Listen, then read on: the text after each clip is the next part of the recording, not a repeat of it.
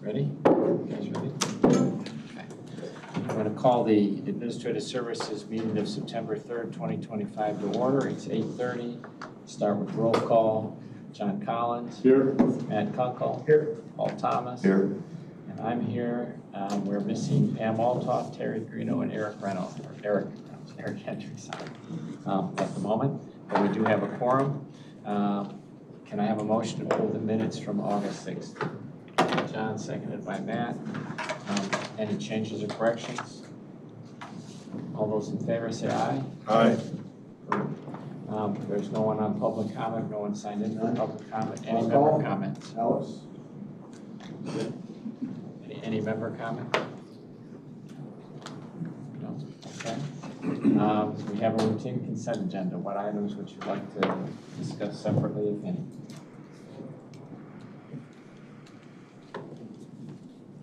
I'll speak at once. Can I have a motion to approve it all? By Matt, seconded by John. We have to do a roll call on this, so Matt? Yes. John? Yes. Paul? Yes. And I'll vote yes. Those are approved. We get to old business.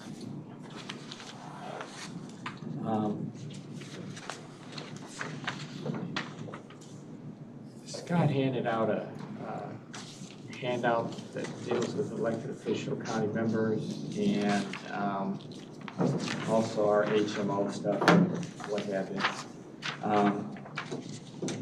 The elected officials and county board members salaries, the elected officials part is really for the stuff that we did 3-3 and passed on last month. And the county board is, I think, more interested as to what our costs are and what have you. That said, I would also say that as far as old business is concerned, setting county board member stuff, we got lots of time. This isn't going into effect under its current motion. The earliest would be December 1st of 2028. So my inclination is to let it sit for a while, but I'm more than happy to take up anything that the rest of you want to talk about too. I would definitely like to make a motion to move this to a date and time where we have a few more admin people in hand too. I have something to say about it. Yes. November? I mean, we still got time. We're still, it doesn't impact anything. This isn't due till This, March? first off, it won't affect anybody until 2028. Right.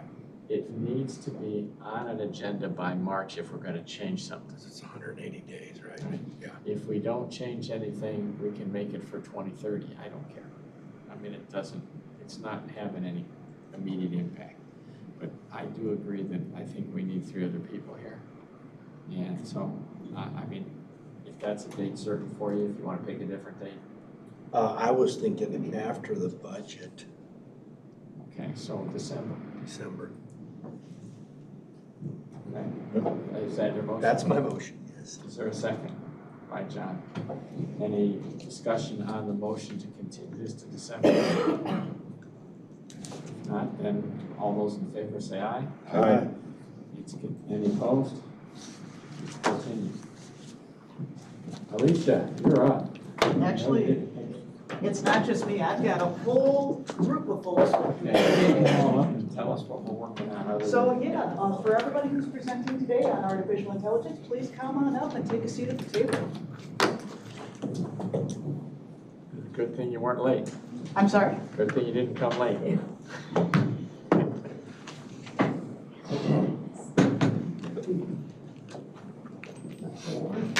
Thank you. All right. So, all right, I guess I got some people. That's okay. All right, so today we've got a series of presenters, and we'll go around and introduce ourselves for the record. Why don't you kick it off, Adam? Adam Latondra, Director of Procurement and Special Services. Alicia Schuler, Director of Public Affairs. Alex Benitez, Assessments. David Kozlowski, Circuit Clerk. And we've got Carrie, Carrie West. and Tom Sullivan in IT as well. So we've got a whole bunch of folks here, but again, for convenience, we'll all be up right in front of you, so you can feel free to ask questions as they come to you. And I want you to feel like this is more of a dialogue about artificial intelligence and where we are right now in McHenry County. So, we are all part of the artificial intelligence work group. I'm sorry? Oh, hey. There, come on. Feel free to take a seat right here. Aw. Just rotate them all around. The music stopped. You're out, John. I can't leave you when I'm Tricky. All right, so history of the AI group. We all came together in October of 2023 to start thinking about ways that we could incorporate new technology, artificial intelligence, into our county practices to achieve efficiencies. We had 17 offices, but it's grown since then, and again, that's a substantial portion of the county government. We did a lot of research and stole shamelessly from the National Association of Counties and developed a recommended county AI policy, which the county board approved not so long ago. And we developed training for that policy and rolled it out to the organization. And since then, we've been reviewing different forms of software to try to create efficiencies across the government. But I want to lay some ground rules here. When we talk about AI, there's some big rules that we've gotten. This is in the policy that y'all passed. First one is always, always, always check the AI's work. AI is about 80% good and about 20% you never want to have your name on it. So again, checking the AI's work is paramount to success in government usage. Only use IT tools, or only use tools that are approved by our IT department. And we do have a list of tools that's on our SharePoint that the IT department has vetted, and we're developing a procedure to streamline that process so that as we find out about new technology that we'd like to use, our IT department can look into it and make sure that it is safe for the information we put into it. Also, we don't use artificial intelligence to make impactful decisions because, again, it is a computer. It is not, thinking for itself. It is based on a series of calculations, right? That's how, and probabilities. That's how it makes its decisions, and they cannot be substituted for human judgment. Also, we disclose our AI use. So when we are using AI, we disclose it. For example, on our minutes, you'll see that we have AI use is disclosed on there. And again, we check over our work very thoroughly. And when there is a mistake, we correct it. Matter of fact, it came to our attention that there was a mistake that was created recently in our minutes. And because it was a small scrivener's error, we did have that corrected immediately when it came to our attention. That being said, we do not enter publicly identified, as I like to say, no PII in the AI. There's one thing that you take away from this presentation, no PII in the AI. All right, so anyhow, those are the big pieces of the policy. So, there are some projects and initiatives that have gone on in McHenry County that have been recently implemented, and that's why we've got all the folks who are sitting here to talk about what they've been doing in their departments with the AI. So, the first one up to bat is Alex and Assessments. Morning. We were contacted by a company called Just Appraise about 1.5 years ago, 2 years ago. They wanted to help us be more efficient with processing our deeds. Well, we got a new contract with them. They developed some software for us in which the AI reviews all the deeds that are processed and put it into a queue and extracts a lot of that information. It takes that information and puts it into a platform for our mapping department to review, because we have to have accurate deeds of what's happening with all records. So we review it, we make sure everything is good. It takes long scripts of legal descriptions, matches our criteria that we need, so it gets very specific to our needs and pops it in and populates it. We review it and then we approve it and it goes into the system.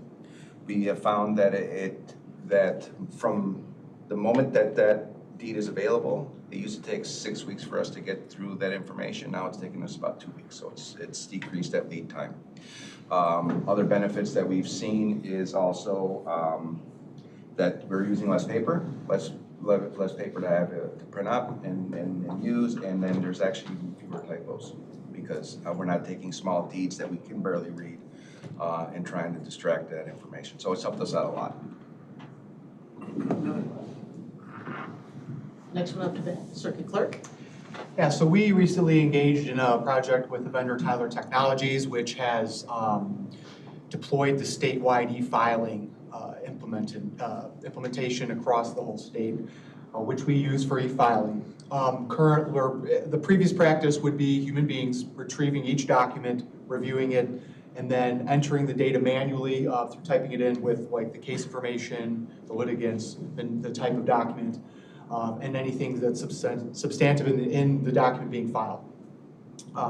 So what we wanted to do was we get a lot of the same documents or the same flavors of documents over and over and over ad nauseum, like day in and day out, hundreds of them. Because it's the same kind of stuff going on in the court's business for different cases. Wanted to take those documents we see all the time that are more on the simple side and have a machine learning product be trained on these documents so that we can just pass the electronic file documents and it will be able to extract the meaningful court and business information from the document to stage to be put into our case management system. A clerk then would simply review the data it extracted to ensure that it looks correct and then submit it in. We are still on the early side of this. We've been slow rolling it into production. We've got about 5 or 6 different form templates. Now these are ones that are very common and we use all the time. But out of the hundreds of different types, we've only got us like half a dozen implemented. We're working towards about 20 different document types when we're done with this first phase of the project. And the savings there is that we could process, once it all works, many more times documents in a day with a given clerk than we otherwise would have, where it would take multiple clerks to get through that stack of documents to get them in. You know, we try to get things in the system same day or next day because of the expectation people have to be able to retrieve those documents from the court record. So as we're training it, it's almost like a new employee that we're training. It's making mistakes. And we correct those mistakes, and the next time it makes those mistakes less or it makes new mistakes. But it is a learning process, and it very much feels like a new employee. It also is kind of like if you see the lawnmowers outside, they kind of bump up into a fire hydrant, and you know they learn the lay of the land, and as they get to know our layout, then they won't be getting themselves into trouble. And it's very similar and conceptually to how this is working. So the other aspect of it is once we do get the confidence level to where we feel it's on par with a human being, which is our expectation, so maybe a year out or whatever, we'll be able to like have these kind of go into the system without human review, which would allow us to have 24/7 acceptance of court file documents to get in there. So people have to wait for business hours and things like that to see it in the court record. But that's a little bit of a ways off, and that's pretty much it. So you're estimating a year out is what you're thinking for just this one portion of it? Well, we're already live in production since July for like the 5 or 6 really like common document types. And what I was saying is for a year out is to incorporate the 20 that we kind of have on the slate, but also to achieve that confidence level. Like it's going to have to establish a track record of accuracy above, again, what we would consider the threshold of a human being. And that just is going to take time. Like we can't see it happen well a few times. We go, oh, it looks good, let's just flip the switch. We want to make sure that because this is the court record and has real world effects for each individual filing, we want to make sure everything is accurate and correct. Right, but And humans that's- make mistakes too, so Absolutely. there is some that's margin of error there for that. absolutely. Just wondering if it's learning faster than a new employee or slower? I have not been involved in the training part of this. I would say from what I've heard, it's probably about on par. So as now we're in the first week of September, we went live in July. There was some training prior to that, but it's hard to hit all of the weirdness and edge cases and things that come in from real world processing to kind of mimic that. We tried our best, but it's now we're doing about 50 envelopes a day. That's usually about 3, 5, 7 documents per envelope that's filed. So we're talking a few hundred that it's processing in a given day, which is probably on par with an employee as of now. And again, we're still in the beginning stages. This is a long-term strategic project for us. This is not something we want to just turn around and see, we're not expecting to see drastic benefits immediately. We're expecting this more of a cautious ramp up, but the payoff will be over the long term. And it will be where we won't have to have so many clerks doing this mundane, just recurring stuff, and just keep the clerks focused on the more difficult documents that require more human intelligence. Because as Alicia just said, we can't let the AI's judgment take precedence over human beings' judgment, because it doesn't have any judgment. It's just a program running, essentially. To give you an idea of repairs, this happened last week. I had 3 documents that are similarly labeled, but they were 3 separate documents. They were in the same case, whatever. They recorded one of them twice and the third one not at all. So we had to go back in and go, hey, guys, wait a minute. I know I sent you 3 different documents, but the machine put them together. It's fixed. It's okay, but Yeah, this is just way out of my realm, so I'm just looking in terms of time and dollars. When you say strategic long-term process, that's great. I have no issue with that. But what is your idea of long-term process versus my idea of a long-term process?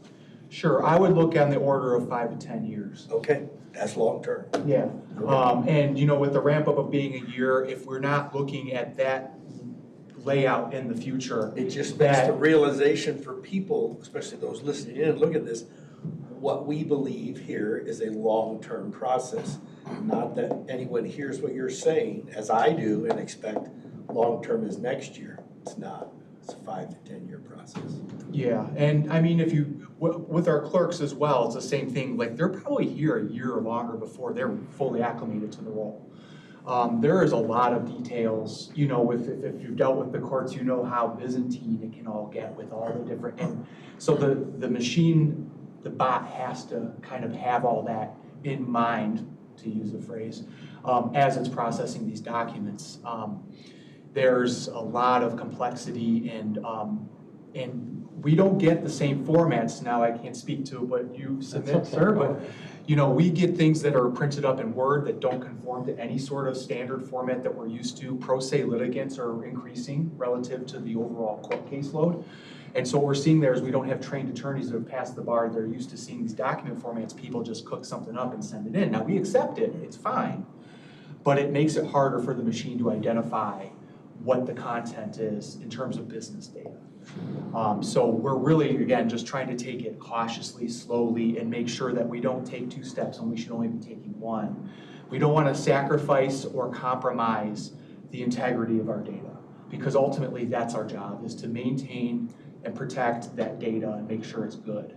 And so that's the foremost thing for us. And obviously efficiency in dollars and cents is right there, but we want to make sure we're doing it smartly and correctly so that we have a system that's going to be in place and providing benefits to the court system for many years to come. All right, we'll move on to our next. George, and feel free to introduce yourself. Good morning. Apologies for arriving late. George Enciso, Tech Supervisor for State Attorney's Office. Our primary use for AI systems over these last couple of years, we have both been in evidence systems that utilize AI, and we have trialed new evidence systems that also utilize AI in different ways. So we've currently been using AI systems mostly for transcription, translation services since about 2024. The current system that we're exiting really touted this translation transcription feature, where every video file, every audio file that you would put into the system would create a transcription of that file. The previous system that we were using was a little bit more manual process involved, where every time a video or some file would be there, you would have to request the transcription, and it's easily sometimes a 5 to 10 minute process depending on how loaded the system was at the time with requests. So the newer system that we are actually migrating into, that we've been trialing out for this summer, that's through evidence.com. It automates a lot of that process. So now every time we upload an audio or video file, anything that has any kind of an audio track attached to it, the system will automatically begin processing and making those transcripts available to us. So the transcription is a lot faster in this new system. I feel that this company has a little bit more robust technology supporting it, so it's just a lot snappier, responsive. One of the really big benefits to this, and you know, in talking with the supervising attorneys in my office, having those transcripts available on a dime makes it a lot faster to prepare for direct and cross-examinations. Having that without having to wait for a person translator, a person transcription, just really having those tools is a lot faster. Just for some an idea of how much time our office spends reviewing video and media evidence. Right now we have 35 assistant state's attorneys. On average, they spend about 10 to 15 hours per week reviewing this type of media. So averaging out, that's about 12 and a half hours per week. So we can estimate that they're spending about 437 hours per week office-wide reviewing evidence. So automating that whole initial process with the transcription, having that available. One of the other neat things, I didn't put it here because we haven't been in the new system yet to really experience it firsthand, but evidence.com takes it a step further, and when you then go into this transcription to view it for the first time, it'll be very similar to kind of like how you see like the Google AI summarization.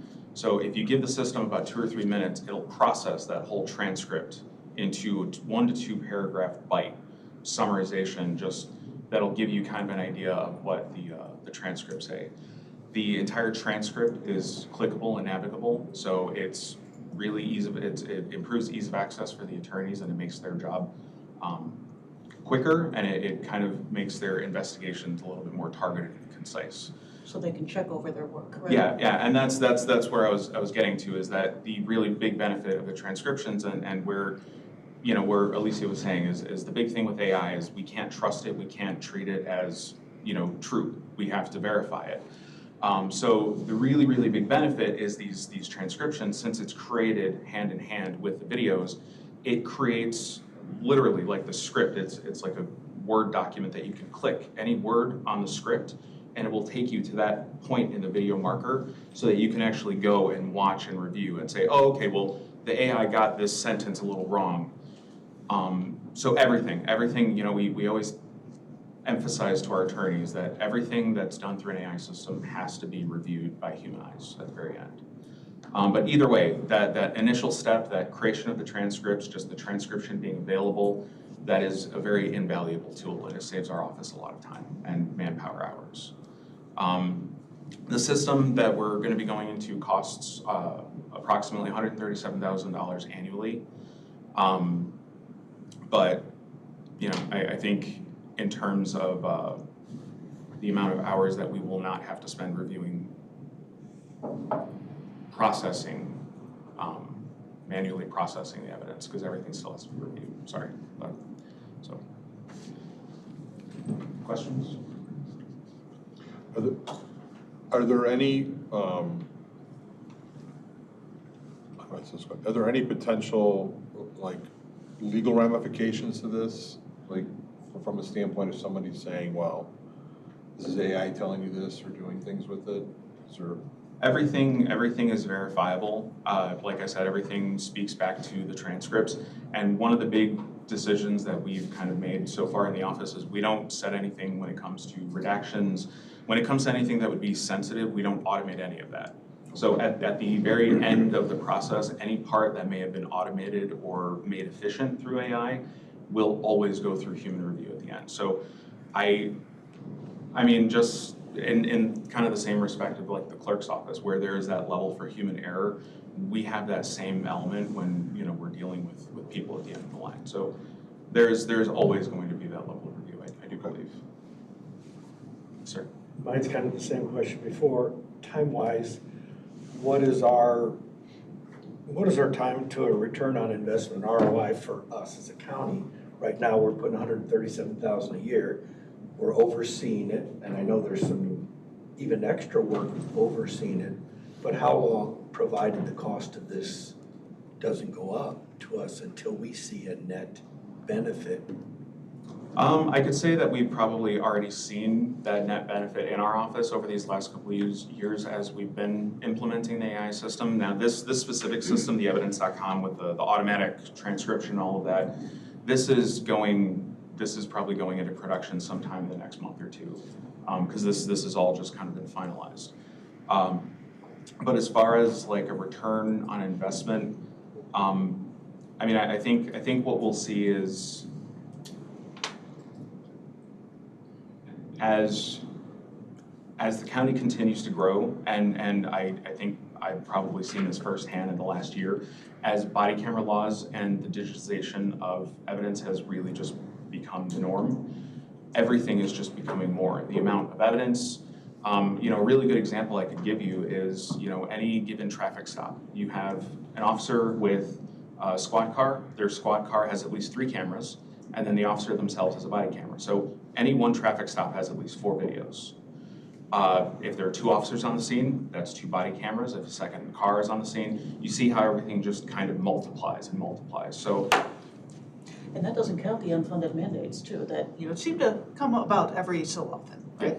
Just so often. so it's you know, I think where we will see, I don't think in my office we'll ever see this taking place of people, but I think we will see this limiting our need to grow in that respect. Yeah, I'm not as concerned about people losing growth. I'm talking about the fact that we're investing money to facilitate your people.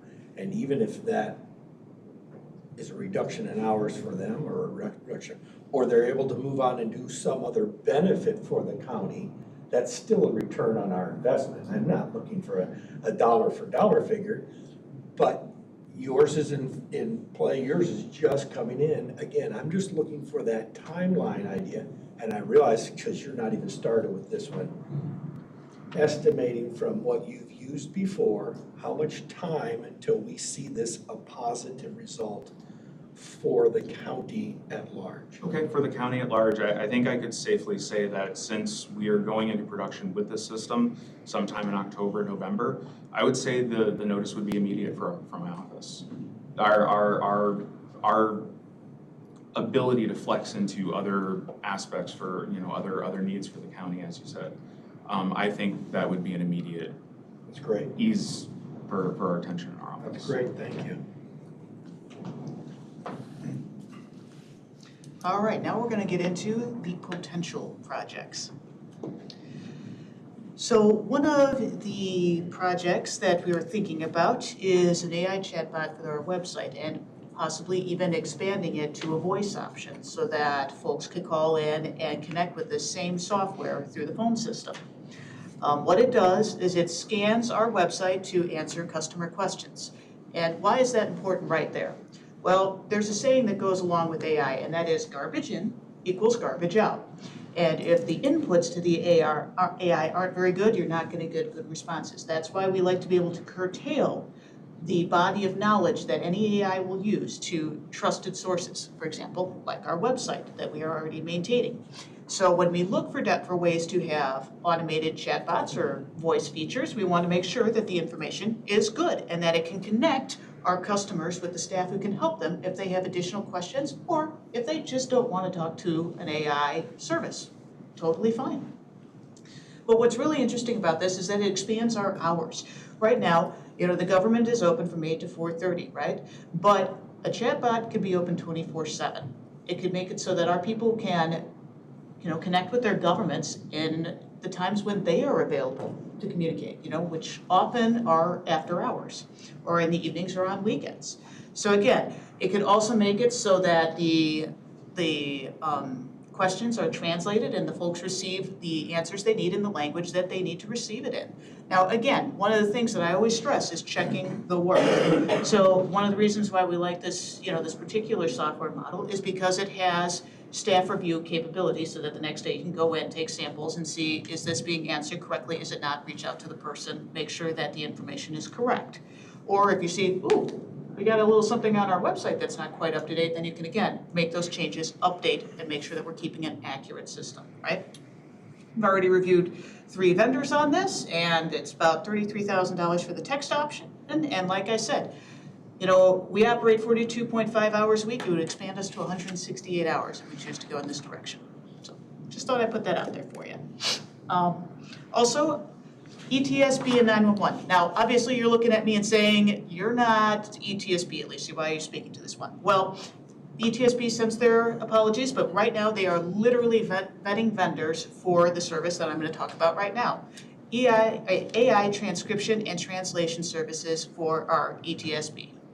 So, as I understand this, there are calls that come into our 911 centers every day. It might be in different languages, and those folks, you know, might not even know what language is being spoken to them, but they have to be able to respond and understand what's going on immediately. So what they are looking at is a software that would literally transcribe and translate the calls that are coming in so that they can be able to respond and help the person in that moment.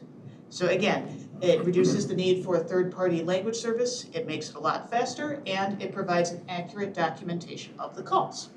So again, the cost savings on this to be determined, and the savings on it to be determined as well. But like I said, they are literally vetting vendors as we speak.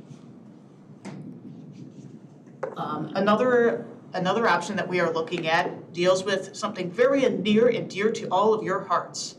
Resolutions, board reports, and just general research of what's going on, you know, when it comes to different legislative initiatives that you guys see here at the board. There are various vendors that have the ability to do searches based on the resolutions that we have already in our systems and write a history about any initiative that, you know, that we're looking at. For example, gosh, when was the last time that we looked at administrative adjudication in McHenry County? Literally, this software would be able to pull from minutes and be able to write a little report for us, however detailed we want, about the history of how many times we've looked at it in the county and what the results were with the board and why we maybe did not go with it. Maybe that'll change one day. But again, it could also write the memoranda that you see that are attached to every single one of your every one of your resolutions. It can even write the resolutions itself. So again, even if you look at one user per department, and we have 30 departments, by the way, you could be looking at saving, you know, 180 hours just for, you know, the difference for searching and researching things. Your board reviews an easy 300 resolutions a year. So again, just for the memoranda that goes along with that, about 300 hours right there that could potentially be saved, not counting checking to make sure that it's accurate. So again, I'm sorry, not 300, but bottom line is 330 hours saved for board reports and searches. Sorry, I misspoke there. But again, if bundled with a procurement module that will be discussed next, you're looking at a $17,500 investment. So, without further ado. Well, good morning. Not so subtle setup for me, huh? I love subtlety. In procurement, we're really reviewing AI options as an opportunity to like stave off future staff increases. As procurement duties have really changed I've been here about 8 years, duties outside of procurement are taking more and more of my staff's time. This is in addition to the time-intensive jobs of fulfilling daily quotes. We have about 270 of those a year, and then creating over 60 bids, RFPs, and RFQs annually. AI has the ability to search or analyze our county purchasing ordinance, all our standard terms and conditions, any specifications given by any department that they want to create with for a quote all the way up to a formal bid, and create any and all of those documents that my staff has to create manually currently.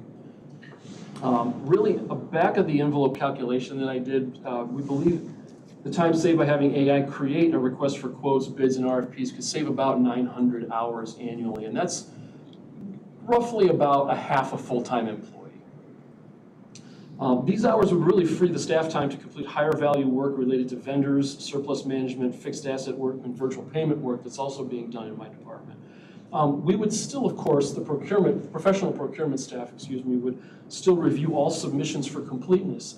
However, not having to create every single one of those front-end documents is an intensive time savings that we believe would be realized. Now, to be fully transparent and clear, this may save procurement a significant number of hours once it's installed, but as of right now, the modules that we have reviewed, none of them currently exist. They are all in development. The most current one, I believe, is going to be installed out in Denver sometime later this year. So we're not planning on installing anything right now, but we want to make sure that we get a good idea of what and how these modules work before we install them here at the county.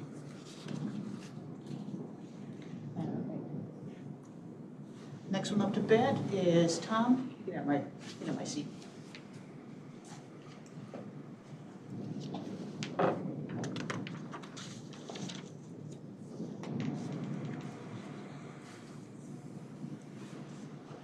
So I guess just to follow up on something Alicia said about the board minutes on that.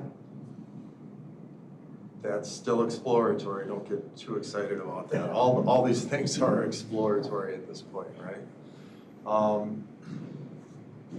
AI is a pretty big term, pretty broad, encompasses a lot of different technologies, really. What these guys are doing is more RPA, right? Robotic process automation, where you train a bot to do a specific task that a person would do, and you control all the information that's given to that bot, right? And it seems like that is the best path forward for the organization, right? We control the information. That information doesn't leave these four walls, right?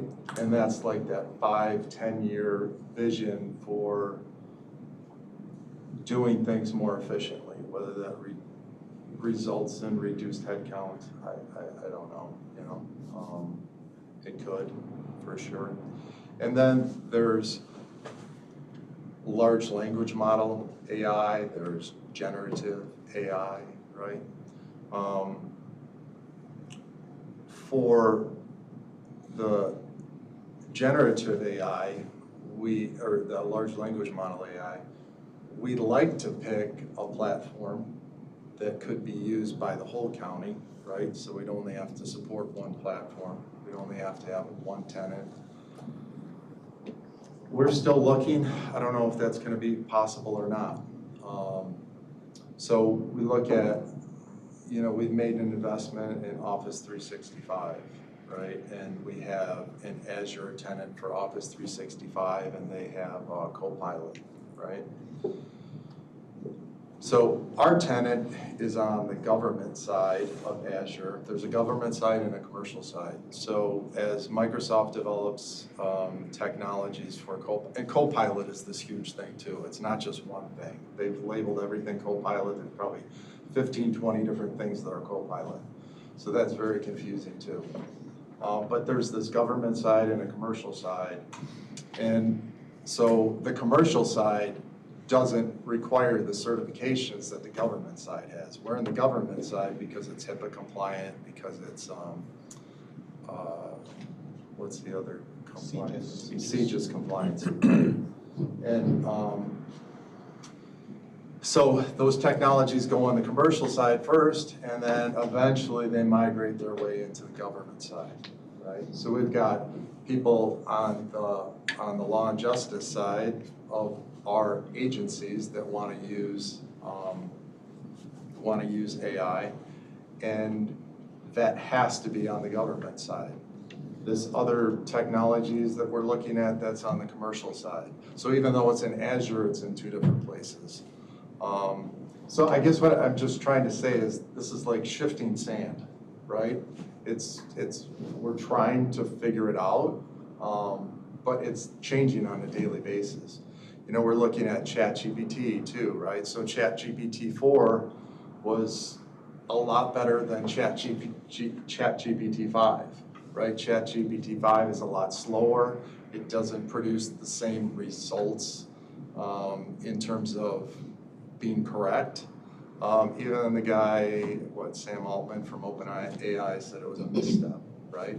So things that you would have developed in ChatGPT 4, not necessarily gonna work in ChatGPT 5, right? So we're trying to, take it slow, move in the right direction, but take it slow. Definitely these RPA things are a lot more solid than the generative AI or the large language model AI.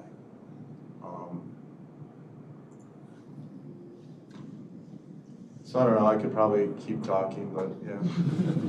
That's fine. Based on the glacial slow growth of McHenry County that we've had thus far, we're almost poised perfectly for this, as you describe it. The only flux that we have, especially as a board, is deciding how much money to put towards this, knowing up front, the staff we have, the great staff we have, all of you do your jobs now. We have a great county where our numbers are good, and there's no question to that. But ideally, if we infuse this in, nobody loses any jobs, but the AI enhances and grows, and we work the bugs out as our county as a whole grows demographically. That's the ideal, to me, the perfect mesh of this for us now, especially because you're right. In our offices alone, we've brought in softwares and thrown softwares out, and they were big money influxes that they didn't pan out. So it would be nice to work this thing a little slower. I don't believe we're in need of any of it other than it helps the current staff that we have do their job more effectively and will help them in the future as far as buying time. The point is for this group is, where does that dollar point meet? At what point are we expending dollars and not having a net gain for the county? I like the fact that, as you're describing it, this is a slow, steady movement upwards for us. I think if you create a 5 to 10 year plan overall, you look at specific departments. I mean, the circuit clerk has reduced headcount over time based on their automation. There's other departments that have reduced headcount. You just don't want to be in the position where you're riffing people, right? Right. You want to do it in a responsible way, so as people age out, you don't refill that position. And you can do that if you look at it over a 10-year time frame. And having those people who have this history with us and the knowledge with us overseeing our AI is a perfect. I've been taking copious notes, but those of you who, part of the job, like in procurement, will be to review, a procurement professional will still review the net result of that bot. Has to make sure it's right. Now we're watching our bots and correcting our problems at the same form and fashion as we would normally review it. That's great.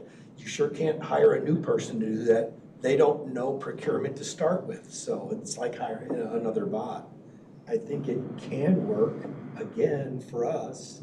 The numbers I'm looking at is the monies that we are investing in these programs in order to make that work. Would love to see even a net zero. Even if you come to me, as you said, as George said, he knows from day one this is going to free up time for attorneys.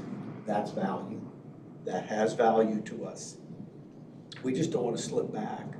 We don't want to come and say, oh, this bot bought a lot of stuff that we didn't need for the county. It's the wrong stuff. Right.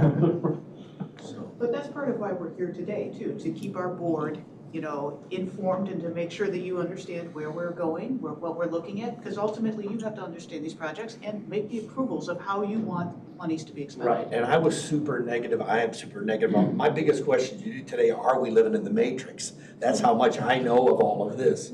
But this has been great. This has been super insight to this. Are we, you know how you can integrate ChatGPT with Word and Excel and Copilot with those? Are we allowing any of that to take place within any departments currently today?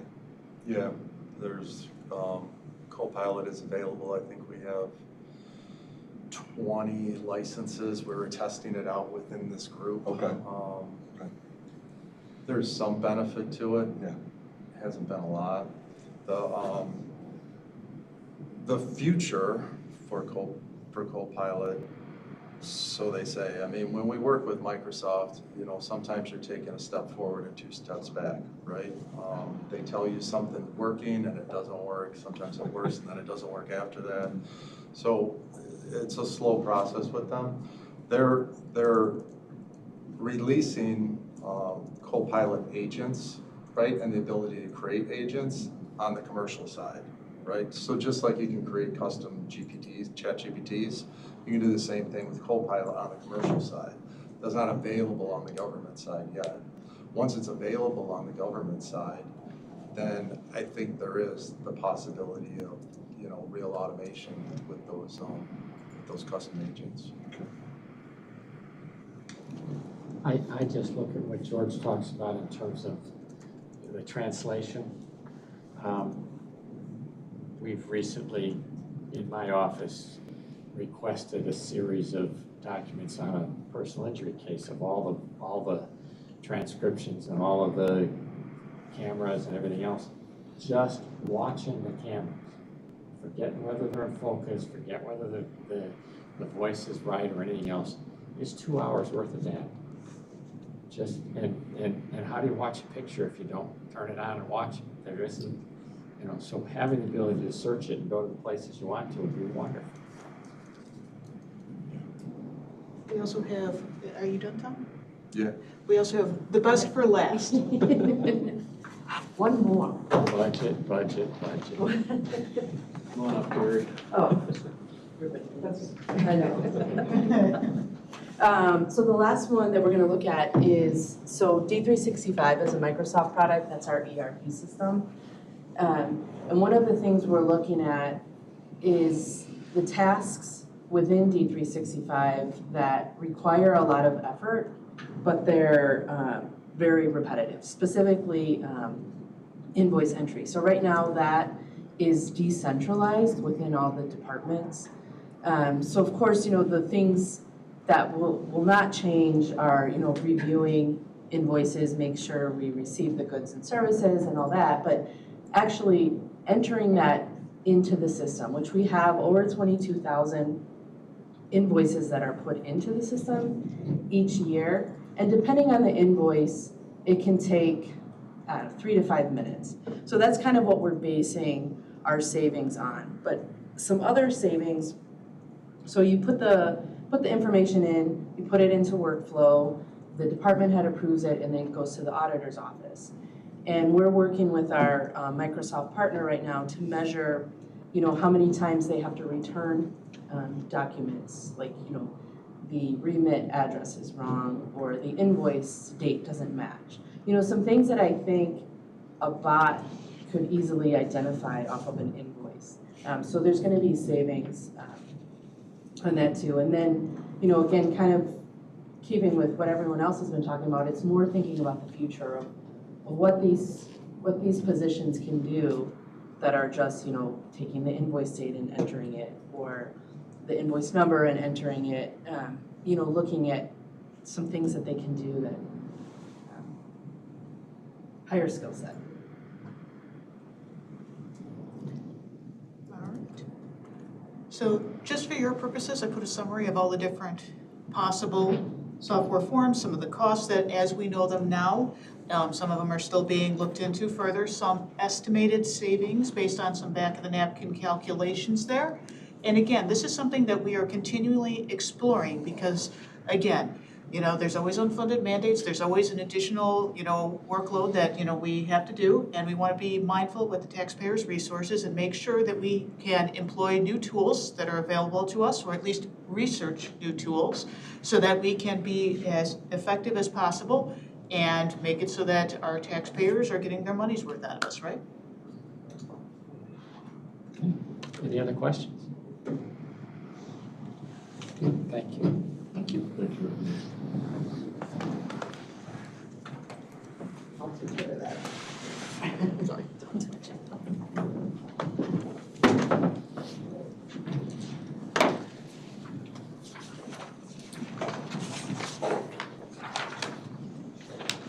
on up. That would be much later than what we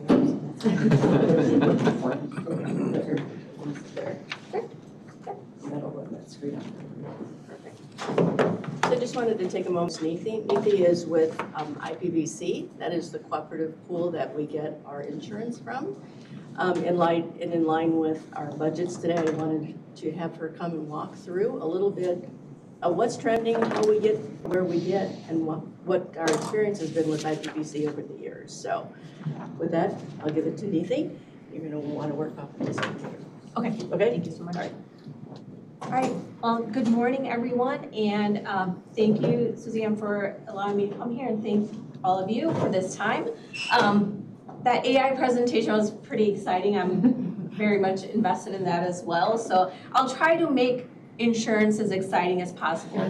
But financially, this should be pretty exciting, so.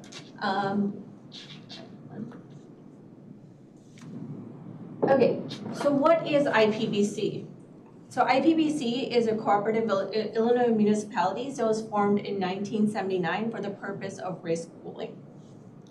So risk pooling allows IPBC members greater financial stability in a transparent environment. So instead of McHenry County being solely responsible for the risk with the claims, with the pooling method, the risk is shared amongst IPBC member groups. So currently IPBC has over 170 Illinois municipality members with over 20,000 covered lives. So it's the law of large numbers, right? We're spreading the risk, and also it's the purchasing power as well, right? If it's McHenry County on its own with 1,500 or some employees versus the 20,000 employees within the IPBC. So one good example of that is the life insurance. Like if we were to compare the life insurance rates to a standalone policy per se, group policy, IPBC's rates are a lot cheaper, right? And then so claims, and individual claims under 50,000 are McHenry County's responsibility, and then anything over 50,000 for an individual is shared across all of the IPBC members. So that's where the risk pooling comes in. IPBC is also predictable in terms of the annual renewal increases because there's a cap or plus or 5 minus in the rates or the renewals for the members. And as I mentioned, there's transparency in terms of claims, the expenses, reserves, and the financial disclosures. And so I like to show this slide because I feel like it's very important. So on the top line, you have the McHenry County 5-year averages. The second line is IPBC average book of business, and the third is Blue Cross Blue Shield's market average. Now, consistently, we have been below the market average, and McHenry County especially has been doing well in the pool also. This year, we have seen an unexpected increase, which is consistent with the market as well. And there's a lot of contributing factors for that. There's, the whole technology upgrades and initiatives. There's the high cost claimant increases, the chronic diseases increases, GLP-1 usage increase for weight loss. So all of that is contributing not only to the market average increase, but the IPBC as well. So we're not immune to any of this stuff, right? So, but you can see that McHenry County in the PPO is below the IPBC average, which is great, which is what we want to see. And then the 5-year average is well below the IPBC average and the market average as well. HMO is just slightly higher, but the pooling is also helping there as well. So we're still lower than the market average in terms of the HMO too. Are there any questions so far? How come McHenry County's in the HMO is higher than on the PPO side? So the HMO claims are separate than the PPO claims. So that's the HMO claims are trending a little bit higher for McHenry County, which is why the increases have been higher. But I thought HMOs were supposed to be more cost effective than PPOs. HMOs are cost effective, but the claims are essentially what they are in the HMO. So there is that capitation and there's that fee that is paid to the physician services. However, there's certain claims that are outside of that, such as hospital claims, and then there's few other claims that are outside of the capitation. So that's where the claims come in. Could also have more in one category or another. These aren't, they aren't actual, like you don't have 10 and 10. No, you're right, no, I understand that, but it's just. Yeah, and generally, our HMO in the last year and significantly this last year has been running high, and they consider kind of hot. We're over 101% usage. So when they have an HMO claim, you know, they like she was saying, the decapitated piece. So HMO doctors get paid every month for having a certain amount of people on their rosters. But the facility charges, the hospitals and stuff, all of that goes directly to be paid. Oh, okay. So that's where kind of the separation comes. Okay. And when we have high claim usage, that's using a lot of hospitalization and stuff like that, that HMO rate is gonna inch up. Okay. So that's where the HMO kind of feels the most impact, is when a lot of the high claims are utilizing hospitals and facilities and things like that. The doctors are pretty straight across the board, and it is more economical. But when we get into the high claims and they're using facilities, those go straight in and hit that we have to pay. Do we know why the hospitals are being used more than maybe the 101% versus normal? Some, I think, it's just been high claims diagnoses. Yeah, You okay. know, we've had some critical illnesses, Okay. and those can be very impactful. Oh, sure. Okay. But again, being, with a pool, that pool is gonna start to absorb that. Or if we were self-insured, those would be our claims Oh, yeah, today. for sure. Okay. So it is still really helpful. Okay. Yep. All right. Any other questions? Okay, I also like to present this slide because it gives you a better insight into the pool model, right? So McHenry County, as I said, claims under 50K are responsible for that, and then above 50K, they're shared by all IPBC members. So as of June, and I should clarify, IPBC is a July fiscal year, so the new fiscal year starts in July. So the numbers that you see are a full year. There's still some accounting to be done, but it shouldn't be that big of a difference. So far it's 11.4 in funding, and then total expenses have been 11.7. So as Suzanne mentioned, if you were not part of a pool and this was your case scenario, your loss ratio is 101.9. And so basically what that means is, you've put in $100, but you've taken out 102 almost, right? So you would be in a deficit. However, because of the pooling model, you are coming in just below that 100, and that's why your average is less than the IPBC average. Because so if you were on your own, you would take the market average, and then you'd be rated up or down based on your loss ratio. So that's why your renewal numbers are lower than the IPBC average, is because of that pooling aspect and because your loss ratio was below 100. Okay, and then the HMO, there's not a claim sharing, and I'm an insurance nerd, so I could go on and on, but we share the surplus and deficit basically in an HMO. So your loss ratio is sort of yours to own, and we see that you put in 7.7 in funding. However, the claims have been not claims, but all the admin fees, stop loss, all of that is 8.2. Right, so it's bringing us to 106.0 loss ratio. So we do expect now, once again, the HMO to be rated higher than the IPBC average. Questions? I believe that's my last slide. Yeah.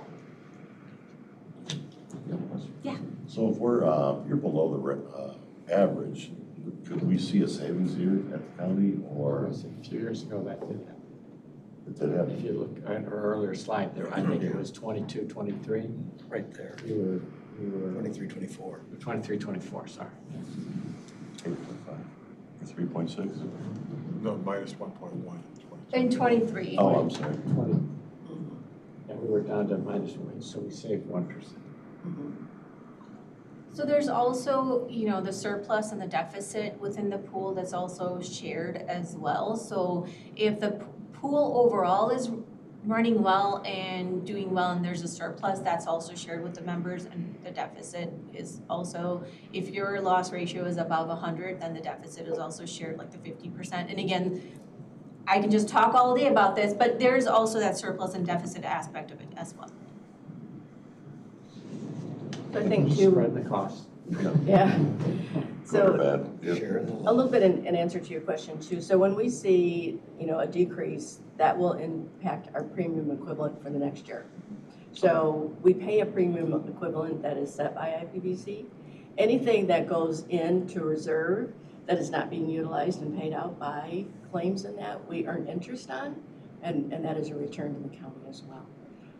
Right now, I believe IPBC, when I spoke with Dave, their executive director, they're returning about $14 million back to all of their members in interest earned on any money that's sitting there that's not being paid out in claims. So it's a really good net return, and it's a very positive pool to be part of. So, yeah. Any other questions? Thanks for coming in. Thank you. And you don't get to go anywhere. I guess I'm in for the rest of the meeting? No, Yeah. just a little bit. Pretty close. Close. Thank you. You got the next big item. Good morning, Pete. Okay. So I was told I was the last budget, at least I'm the last budget in this meeting, so I don't know if that's good or bad. But, Where are we gonna get you? oh boy. That's why I brought my support here. So thank you for the opportunity to talk about our budgets. I do balance between three budgets, one being our merit commission that was presented at Law and Government. I also have the 08, which is our benefits fund, and I have 09, which is HR. So generally, everything that I have right now for the second year, we're staying budget neutral on all of our line items. The only item that is hitting the impact is the insurance. And as Neethi kind of identified and showed the why and kind of where we're at. So that's really the big shift in our budget. You know, our goal in HR is to make sure that we spend need, not what's budget allowed. So we're very mindful on the money that we are spending. I do have budget lines that I maintain and don't use, just in the idea of, like, if we need legal fees or anything, generally, a lot of times we don't have to tap into that budget line, but it's there in reserve in the event that we do need it. So we diligently went over with Pete and Carrie, really kind of combing over different line items, looking at, you know, anything that we can cut out, anything that would be unnecessary, and we both, all three, mutually agreed that kind of where we're at and staying budget neutral is the positive place to be. So the only supplemental that I'm asking for is to bring back a role that was in place when Cheryl left, and that's the assistant HR director. I've taken the time this year, past year, to really evaluate staff and understand where we're at. We are a department of 7, supporting 1,200 employees, 8 unions, and we also work still very closely with retirees. We have 40 to 50 retirees that are just even on our medical insurance. So we're pretty busy. But we have specialists in the department, and that's why I think with the extreme knowledge and talent that we do have, we can maintain a leaner HR department versus having to add to staff. So that is my only ask, is to bring back that position, which would come in at a cost. So. Would that be an increase in headcount or somebody be Just promoted? Promoted. Okay. Yep. Okay, that's what I thought, okay. So Yep. sure. Okay. Yep, the goal is to stay lean and mean, but be efficient, managing the full life cycle of an employee from onboarding to retirement. We hit every emotion in HR. We grieve with our employees, we laugh, we cry, we celebrate, we stay professional, and we're very proud to be your HR team. Questions? And that's the 14,785 increase? Yes. In the personal, Yes. okay. Yeah.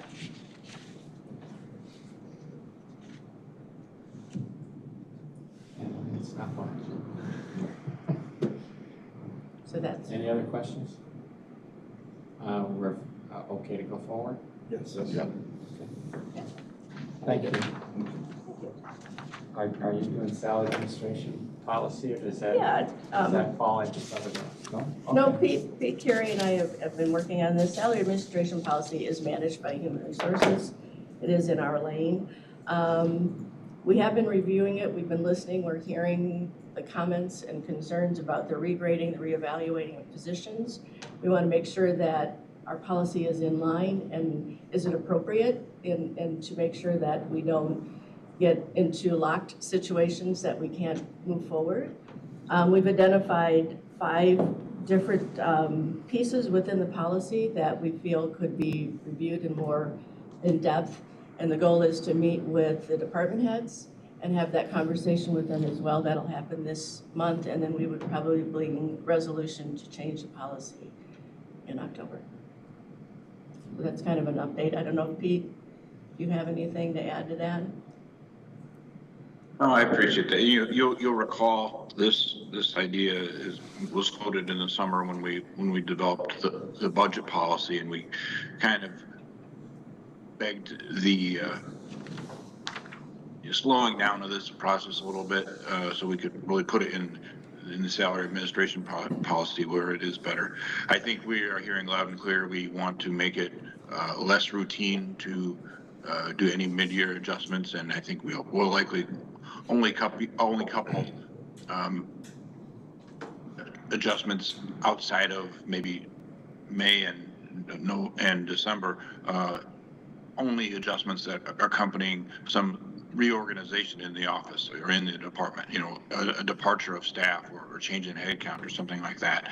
But not simply because somebody is doing more, doing better.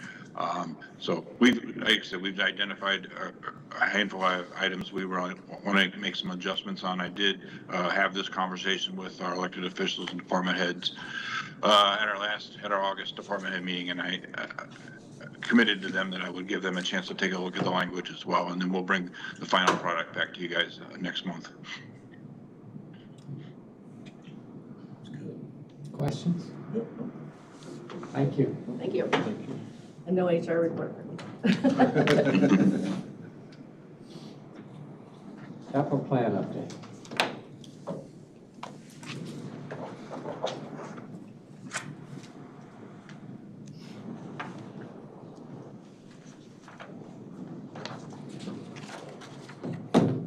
Good morning. Good morning. In Crystal Lake, progress is moving along well. The nursing side, which is the side closest to Route 14, and the addition of the drive-through lane is expected to be complete in the end of November, with furniture being set up in the nursing side and moving into nursing. So that currently is our goal. It looks like we're good to go. We've had the furniture meetings with the staff on the nursing side, and thankfully our animal control side has been particularly resilient through this process. So if any of you that have driven past the site, you'll notice that we're around the whole building. We have lanes for our clients to move in and out of, and thankfully staff there has been particularly good to work with. They understand that the process is less than perfect, although we strive for perfection. We're sometimes limited in what we can deliver there.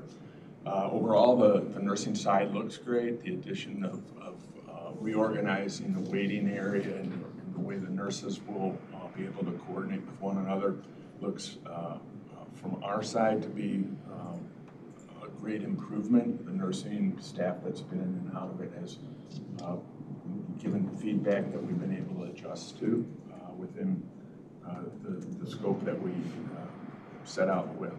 The overall project is scheduled to be complete in February, so we'll move nursing, we'll complete the nursing side, I'm sorry, and we'll move the animal control public face over into the nursing side so that they have a place for the clients to come to and operate out of while we do some minor renovations to the lobby area primarily of the animal control side.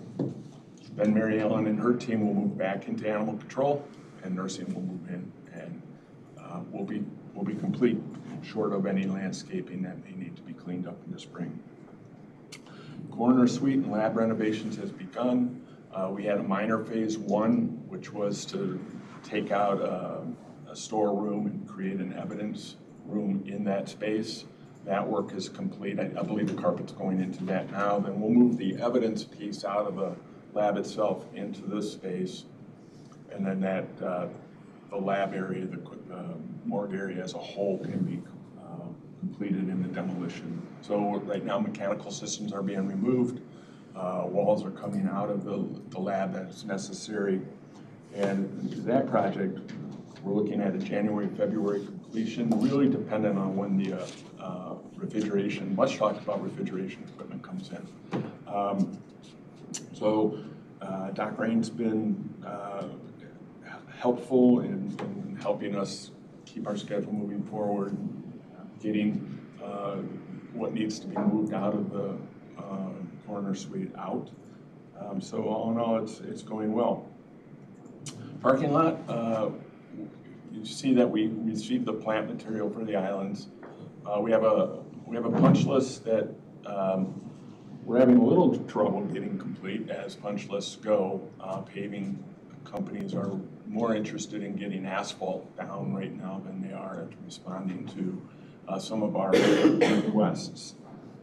Biggest request that we have right now is the concrete at or near the Vietnam War Memorial doesn't meet our quality satisfaction. We're just not happy with it. They came and tried to make some remedy with it. It's just not acceptable. So we're looking to replace that concrete. How many squares exactly out there are coming out? Probably 4 or 5 squares is the way it lays out.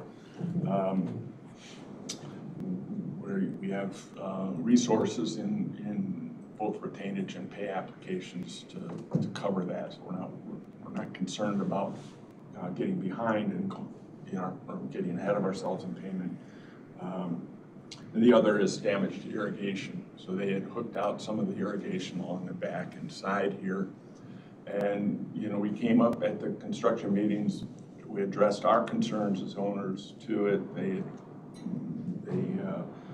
placated us in a way, but getting to the next step of actually getting the replacement done has been a bit of a trouble for us. We'll get there. It's just the 2 punch list items that stand out to us. Right now, we're working on specifications to replace the Valley High chiller. We'll do the similar pre-purchase of a chiller unit. That specification has been reviewed and is going back to the mechanical engineer and then over to the hands of our purchasing department. So we'll have a November county board review and acceptance if that's where we want to go. And then we will have that chiller being delivered in April for installation. And you saw in today's resolution package that we have a replacement of the water softener serving the jail. That's also a minor capital project. The unit that's down there now has been serving us fairly well for 30-some years. It's just time to really we're renewing it. It's new resin tanks are just getting rusty and putting new valves, et cetera, in there. That's where we're at. Questions? There's no cost efficacy in just relining tanks and replacing valves versus all new? One of the challenges is the shutdown period for doing something like that. We don't believe that there really is a big advantage to that for us. Is it a redundant system? It is a two-tank system, but the tanks basically alternate on a weekly basis, on midweek, based on volume. So you couldn't do 1 week, half the system, the other week, the other half the system? Most things are possible. I don't. It's how we regenerate, or how we redo our big systems, because they're all redundant systems, and we do it half and half. I just wonder if there was a cost savings to it and how much that would be. Thanks for that question. I can't answer that accurately. Any others? Thank you. You're welcome. Communications, she's coming back. We overworked her. I mean, that was it. Administrators report. Pete's on the line, but I will be happy to cover it for him. Just a couple items to note. Before the cow at 8:15, there's going to be a zoning 101 presentation. So if you know everything you want to know about zoning, it's still good to attend, just to get a refresher. So please put that on the calendar. Secondly, the water forum will be held at McHenry County College on September 10th. So that's Wednesday. So if you put that on your calendar, it's going to start off with they're going to have food, really great food, but it's really going to talk about just kind of the watersheds and the aquifers within the county. It's really well attended. It's a great informational session, so we encourage you to put that on the calendar and attend. And finally, Pete and his team are putting together a county administrator report, which will be a comprehensive overview of many of the items that are going on the various departments and offices. That will be distributed for your COW meeting next week. So that's all we have. Pete, did I forget anything? Good, thank you for filling in. Okay, any future topics? Yes, you have one. There are two just to put on your radar. Next month, at your next meeting, we'll have the ethics ordinance come back to you. As you recall, you looked at this earlier this year or a couple months ago, and Ethics Commission reviewed it based on the state's attorney's comments, and you'll have another review of it. And then also, you may recall there were some questions or discussions about the Valley High Cemetery. And this has been something that the county has, and hopefully we'll let you know everything you ever wanted to know about the Valley High Cemetery at the next meeting. Right in time for Halloween, of course. Fine. No other questions. We have no executive session. Can I have a motion to adjourn? By Paul, seconded by Matt. All those in favor say aye. Aye. Done. Thank you, folks.